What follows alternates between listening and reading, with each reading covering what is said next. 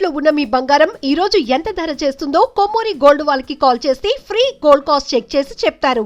ప్రశ్న రావణ్ ఇప్పుడంతా కూడా ఏపీ రాజకీయాలంతా కూడా ఆయన చుట్టే తిరుగుతున్నాయి. గత కొన్ని రోజుల నుంచి కూడా దాని మీద ఒక పెద్ద హైప్ కూడా నడుస్తుంది. మీరు చాలా డిబేట్స్లో పార్టిసిపేట్ చేశారు. మీరు కూడా చాలా గట్టిగా కూడా వినిపించారు. మీరు కూడా ఒకానొక దశలో కాస్త కొంచెం ఎక్కువగానే శృతి మించి ఉంటారు.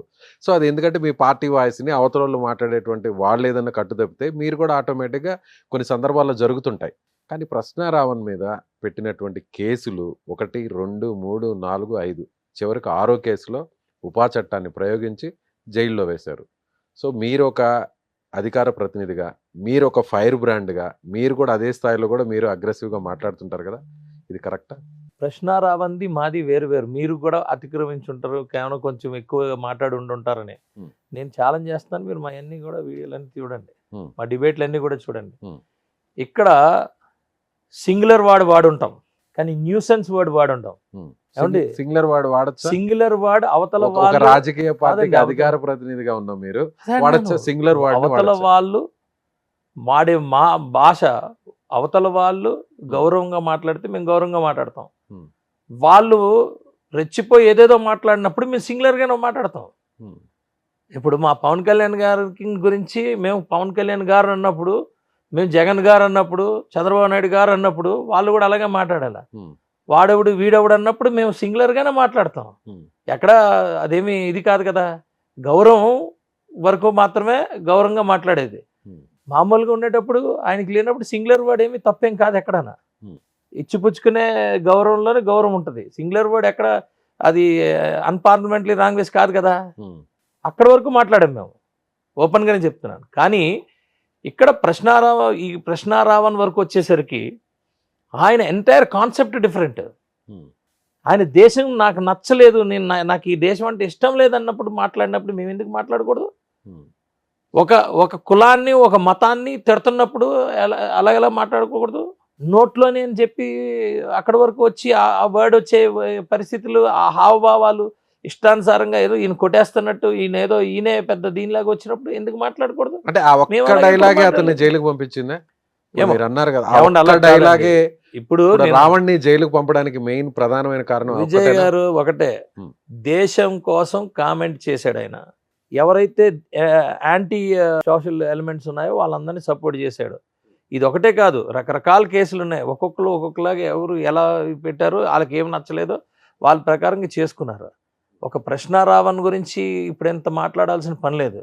ప్రకాష్ రాజ్ చాలా క్లియర్ గా చెప్తున్నాడు. ఏమని? అదే సినిమా ఇండస్ట్రీకి సంబంధించిన ప్రకాష్ రాజ్ ఏమంటున్నారంటే, ఒక కేసు ఇంకో కేసు అది 5-6 చోట్ల పెట్టి 5 చోట్ల పెట్టి అన్ని కోర్టులు కూడా బెయిల్ ఇస్తే చివరాఖరికి ప్రభుత్వం వాళ్ళది అని చెప్పిన ఉద్దేశంతో ఉపా చట్టాన్ని తీసుకొచ్చి ఆ కేసును పెట్టి ఇప్పుడు జైల్లో వేశారు. ప్రకాష్ రాజ్ కోర్టులే అతను తప్పు చేయలేదు, అతనికి ఆ సెక్షన్స్ వర్తించు కాదండి. మీరు ప్రకాష్ రాజ్ అని ఇంటలెక్చువలా? ఈ దేశంలో చట్టాలు ఉన్నాయి. మతాల మధ్యన గొడవ పెట్టకూడదు, మతాల మధ్యన చిచ్చు పెట్టకూడదు అనేది ఒక చట్టం ఉంటుంది. ప్రకాష్ రాజ్ అనే వ్యక్తి వచ్చి ఎవరో ఒక నమ్మకాన్ని కామెంట్ చేసినప్పుడు అతనికి ఎలా గౌరవిస్తాం?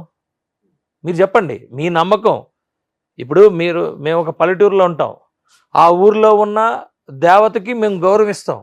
మేము నమ్మకం ఆ తల్లి మాకు మంచి చేస్తుందని పండగలు చేస్తాం. ప్రతి గ్రామంలో గ్రామ దేవతలు ఉంటారు. వచ్చి గ్రామ దేవతల్ని నీకు డైలాగ్ మాడ్యులేషన్ బాగుంటుంది, నీకు డైలాగ్ ఇది చేస్తుంది, నీ హావభావాలు బాగుంటాయని చెప్పి, నీ ప్రజెంటేషన్ బాగుంటుందని చెప్పి, నీకు నీ వృత్తి అది, నీ ప్రజెంటేషన్ బాగుంటుందని చెప్పి నువ్వు వచ్చి కామెంట్ చేసి అవతల వాడి నమ్మకాన్ని నువ్వు హేళన చేసేవాడిని ఎలాగ మీరు ఇంటలెక్చువల్లో లేకపోతే ఎలాగ మీరు కన్సిడర్ చేస్తారని నేను అడుగుతున్నా. ఎలా కన్సిడర్ చేస్తాం? ఇట్స్ ఎ లైఫ్ అండి, జీవితాన్ని ఆయనకి ఏం తెలుసని, సనాతన ధర్మాల కోసం వాటి గురించి ఏం తెలుసని నేను అడుగుతున్నా. కోనార్క్ టెంపుల్ కోసం చెప్పమనండి, పూరి టెంపుల్ కోసం చెప్పమనండి, ఎక్కడో దగ్గర ఏ దేవుడి గురించి అయినా చెప్పమనండి. ఈ రోజు కాదు కదా మన దగ్గర ఉండింది. ఇప్పుడు నేను అంటుంది ఏంటంటే, సంగీతం ఎలా వస్తుంది? మీరు హంపీలో సంగీతం ఎలా వస్తుంది? లైఫ్ అనేది ఉండండి సార్ విజయ్ గారు, మీరు ఒక మాట అడిగిన తర్వాత ఆ మాటకి ఆన్సర్ చెప్పాలి. లైఫ్ అనేది ఎవరో ఒకరి నమ్మకం. మీకు తెలుసా ఆక్సిజన్ మీకు ఉంటుంది, మీరు భగవంతుడు పుట్టిన వెంటనే మీకు ఫుడ్ ఉంటుంది, మీకు నీళ్ళు ఉంటాయి, లేకపోతే మీకు మీకు పీల్చుకోవడానికి గాలి ఉంటుందని మీకు తెలిసే పుట్టారా? పుట్టిన తర్వాత ఏదో ఒక నమ్మకంతోనే కదా వెళ్ళిపోతారు, అంతే కదా. ఇది దొరకదు దొరకదు దొరకదని మిమ్మల్ని చెప్పి ఇది వేస్ట్ అది వేస్ట్, ఈ గాలి వేస్ట్ అది వేస్ట్ ఇది వేస్ట్ అంటే నువ్వు పీల్చుకంటే ఇది అంతే. నమ్మకం అనేది నేనేమంటానంటే, ఇప్పుడు నేను ఉంగరాలు పెట్టుకున్నానండి, మీరు ఎలా కామెంట్ చేస్తారు? నా ఉంగరాల మీద మీరు ఎలా కామెంట్ చేస్తారు? ఇది నా నమ్మకం, ఇది నా నమ్మకం. అలాగని చెప్పి కాదండి, వినండి సార్, ఏ మతం గాని ఏ కులం గాని పక్కవాడి నమ్మకాన్ని హేళన చేయమని కానీ వాళ్ళని ఇది చేయమని కానీ అంటే ఈయనేంటి సూపరా, ఈయన చెప్పిందే కరెక్టా, ఈయన చెప్పి నేను వేదం అంతా తెలుసా, లేకపోతే ప్రపంచంలో ఉన్న అన్ని నేను చదివేశాడా, ఏం బేస్ ఉందని అతను మాట్లాడతాడండి మాటికి బయటకు వచ్చి. ఎన్ని సంవత్సరాల నుంచి ఆయన భరిస్తున్నారు? అదే అంటున్నాను, ఆయన అడగాలి ఎందుకంత కక్ష అంటున్నా, ఎందుకంత కక్ష అతనికి?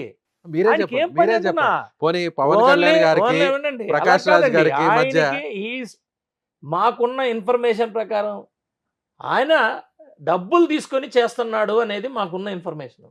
ప్రకాష్ రాజ్ ఎవరి దగ్గర? ఇంకెవరు చెప్పండి, మీరే చెప్పండి.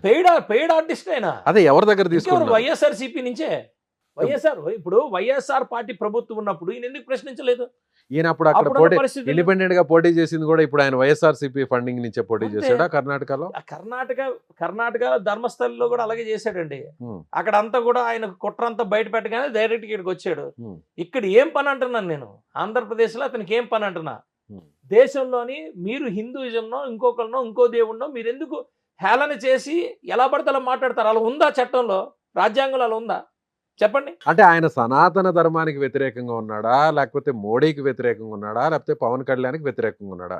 సింగిల్ లైన్ ఆయనకి కాన్సెప్ట్ ఏంటంటే, ఆయన ఏమి ఎవడు ఎక్కడి నుంచి ఫండ్ ఇస్తారో ఏది మాట్లాడతారో ఆయనకే అన్ని తెలిసినట్టు, ప్రపంచం మొత్తం ఆయనే మేధావైనట్టు, ఆయన చెబితే అందరు వినేటట్టు. నీకు మాడ్యులేషన్ ఉండొచ్చు, సరస్వతీదేవి నీ నాలుగు మీద ఉంది కాదని అన్ను, సరస్వతీదేవి ఉందని చెప్పి గొబ్బంతా మాట్లాడితే ఏదో ఒక రోజు నువ్వు కూడా రోడ్స్ మీదకి వచ్చేస్తావు. అది నీ జీవన విధానం కోసం, నీ జీవితం కోసం ఎప్పుడో మీ తల్లిదండ్రుల్లో ఎవరో నీకు పుణ్యం చేశారు కాబట్టి ఆ సరస్వతీదేవి వచ్చింది. ఆ సరస్వతీదేవికి మా పవన్ కళ్యాణ్ గారు కూడా రెస్పెక్ట్ ఇస్తారు. ఆయన సినిమాల్లో ఆయన యాక్ట్ చేపిస్తున్నారు. ఎందుకు? ఒక యాక్టర్గానే చూశారు. నువ్వు యాక్టర్గా ఉన్నవాడివి, ఉన్నవన్నీ కూడా తప్పుడు వ్యవహారాలు చేయకూడదు కదా. నీకు నిజంగా ఉన్నప్పుడు మేము అడుగుతున్నావు, నువ్వు కూర్చొని నీకేం తెలుసు ఒక మతం గురించి? హిందూయిజం గురించి నీకు తెలుసా? క్రిస్టియనిజం గురించి నీకు తెలుసా? లేకపోతే ముస్లిం గురించి తెలుసా? దేని గురించి నీకు తెలుసని పెద్ద మేధావులాగా నేను అన్ని అబ్జర్వ్ చేస్తున్నాను. నువ్వెవడు అబ్జర్వ్ చేయడానికి? ప్రతి ఒక్కడు అబ్జర్వ్ చేస్తాడు, నువ్వెవడు అబ్జర్వ్ చేయడానికి? జస్ట్ ఆస్కింగ్ అంటున్నాడు. Just asking. Who are you to ask? Just who are you to ask? ప్రశ్నించడం తప్పులేదు, కానీ మతాల మధ్య కులాల మధ్య చిచ్చు పెట్టడం అనేది తప్పు. మీరు ఆయన వీడియోలు చూడండి, రాముడి గురించి చాలా హేళనగా కామెంట్ చేయడం అది ప్రశ్నించడమా అండి? కామెంట్ చేయడం ప్రశ్నించడమా? ఏదైతే ఈ ప్రశ్న రావణ్ కానీ ఇతను కానీ ఇద్దరు కూడా మాట్లాడుకొని ఎలా డైలాగ్ చెప్పాలి, ఇలా చెప్తే బాగుంటుందా అని బయటకు వచ్చినాయి కదా ఆడియో. దానికి ఆయనే అంటున్నాడు కదా ఏమని, సో అది మొబైల్ ని వాళ్ళు అక్కడ హ్యాండ్ ఓవర్ చేసుకున్న తర్వాత ఏఐ టెక్నాలజీ లాంటివి చాలా వచ్చేస్తున్నాయి. సో వాటిని కావాల్సిన మార్పింగ్ చేయొచ్చు, ఏఐని అడిగితే ఏదైనా చేయొచ్చు. దొరికిన తర్వాత ఏదన్నా మాట్లాడచ్చు. మనస్సాక్షి అనేది ఒకటి ఉంటుంది, ఆయన తీరు అనేది ఒకటి ఉంటుంది. ఫస్ట్ నుంచి ఆయన తీరంతా అలాగే ఉంది, ఆయన మొత్తం తీరంతా అలాగే ఉంది. ఆయనే కాదు అందరూ కూడా బయటపడతారు, ఏమి ఇబ్బంది ఏం లేదు. అదే అంటున్నాను, ఆయన చెప్పినట్టే అంతా అబ్జర్వ్ చేస్తున్నారు, ప్రతి ఒక్కరు అబ్జర్వ్ చేస్తున్నారు. మరి ఆయన మీద కూడా కేసులు పడతాయా? ఏమో అంటే ఏమోనండి. ఇప్పుడు మా మీద మేము అక్కడ లేకపోయినా మా మీద అన్యాయంగా కేసు పెట్టలేదా? మమ్మల్ని జైల్లో వేయలేదా? ఎలక్షన్ ముందు మేము ఎదుర్కొంటున్నాం కదా. ఇప్పుడు కూడా మీరు తప్పుడు కేసు పెట్టినా ఒప్పుడు కేసు పెట్టినా మేము ఎదుర్కొంటున్నాం కదా. సుమన్ టీవీలో మీ పర్సనల్ అండ్ బిజినెస్ ప్రమోషన్స్ కోసం కింది నెంబర్కి కాంటాక్ట్ చేయండి.